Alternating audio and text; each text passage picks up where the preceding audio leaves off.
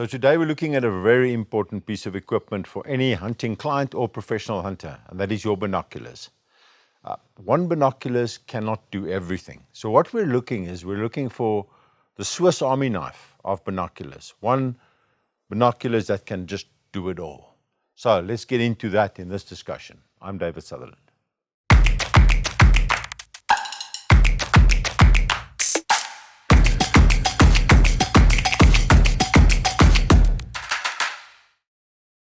So when we look at binoculars, we're looking at something that can be used under a variety of habitats, which is easy to carry, which can be used by the client and the professional hunter, and which will be most suited to general professional hunting. We'll talk about some specifics later, specialist applications, but for the time being, we're concentrating on a general hunting binoculars.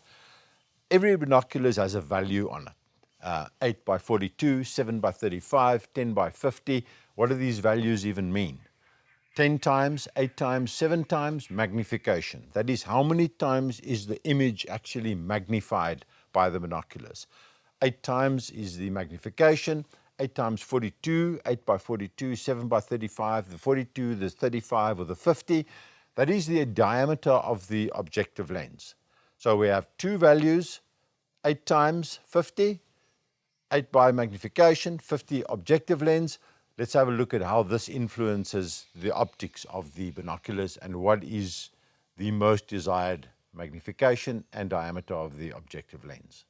So magnification, let's discuss magnification. This is a very controversial thing. We have many opinions on what is the ideal magnification. I have some views, and in my experience, I'll tell you what I prefer. I prefer the 7 to 8 times magnifications as opposed to a 10 and 12, and the reasons for that are as follows.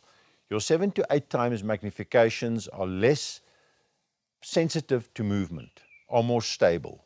In other words, if you take a rifle, you put it on 9 times magnification, your rifle scope, you look through your telescope, you'll find that your reticle has a life of its own. There's some movement, it's very hard to keep that reticle still. Crank it down to a 3 or a 4, and you pick it up, it seems to be a lot steadier. The movement is the same. You're not moving any less, you're just magnifying your movement so much less. And that is why it seems to be more stable. So 7 and 8 is that little bit of stability. It's quite funny, you see the guys with the 10s and the 12s always looking for some form of support to put it down to try and get that quiet. And this is very important, especially when you have a herd of 120 blessed buck. You're a little bit out of breath, you're sitting in a vehicle with a diesel vehicle, a little bit of vibration, you've got 120 animals moving, and you've got binoculars which is shaking. It becomes really difficult and heavy on the eyes. It's difficult. Your eyes really start to take some strain after a couple of hours. So stability is the first reason. 7 and 8 transmit more light. Now, admittedly, there are other factors, we'll have a look at that right now, that affect light transmission, but your lower magnifications generally transmit more light. There's the other advantage, and of course then a 7 and 8 will give you a bigger field of view. Bigger field of views are especially important when I'm got close by. My subject is close by or closer, where I actually need to see more. So 7 and 8 give me a bigger field of view, which is another advantage of 7 and 8. Guys, the Europeans, even the bird watchers that look at little birds like us, prefer the 8s because they transmit more light. And in the European conditions, where it's low light conditions, forests, the 7 and 8 definitely gives you an edge.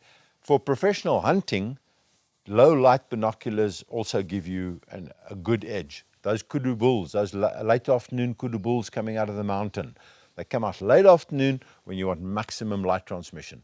And what I've done as well, I've learned to use binoculars at night. So you have bush pigs on the bait in the moonlight.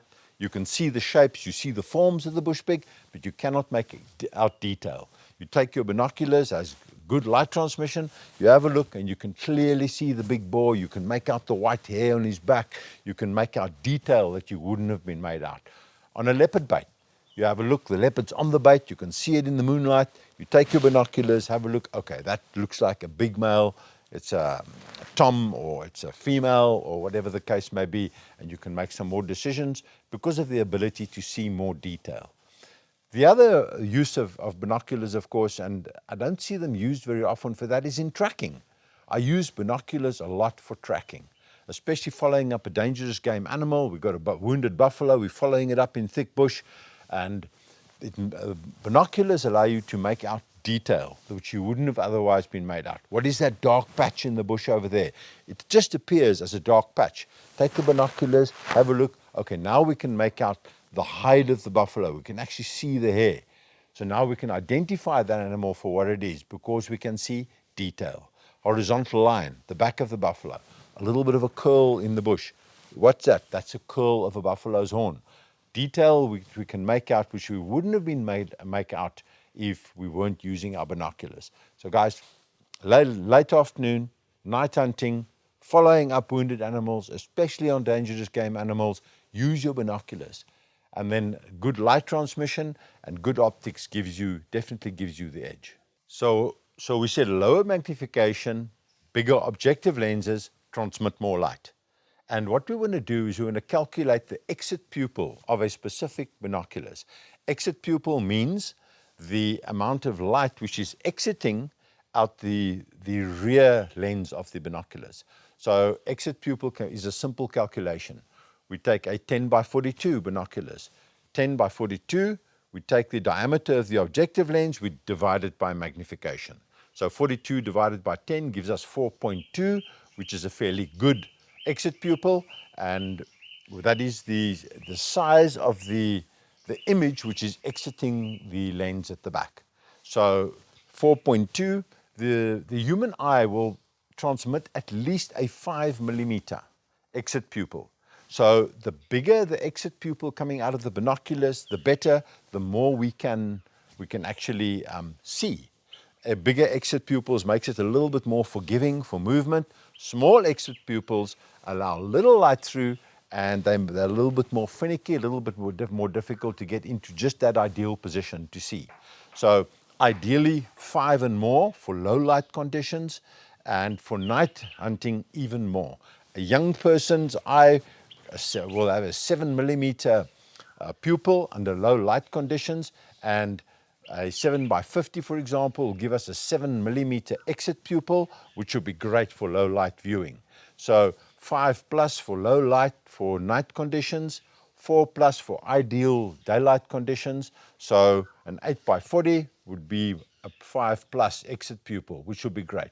So we try and stick to an exit pupil of more than 5, especially for professional hunters, which are using it in low light and night conditions. Our birders don't use our binoculars in low light or at night.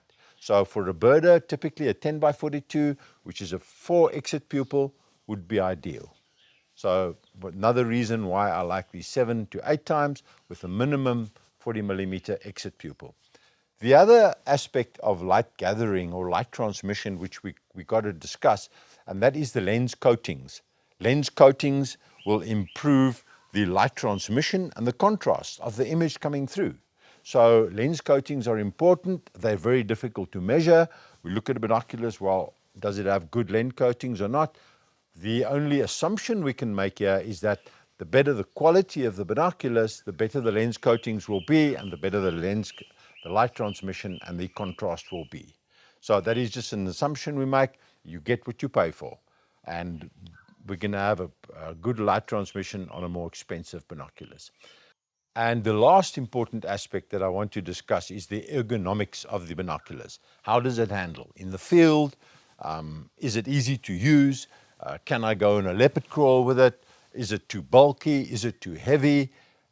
Do I start having some pain in my neck after walking with it for a whole morning? So let's discuss the ergonomics. Smaller is better? No, not with hunting binoculars. These are awkward. They're awkward to hold.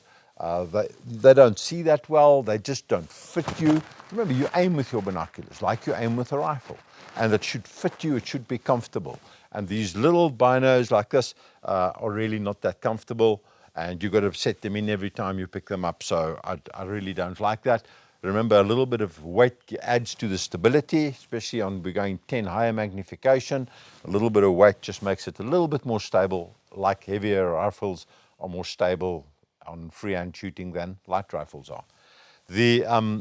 Typically the Porro Prism, this is a Porro Prism where the prism is in there, the light comes through the objective lens and out the pupil lens.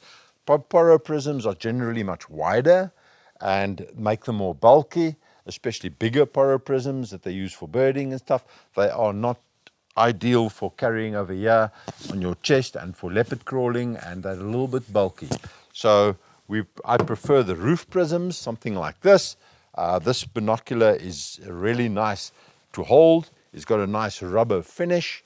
It's very comfortable to carry over here with a nice harness system where it stays. I can bend over, I can actually move, I can stalk without the binoculars swinging around.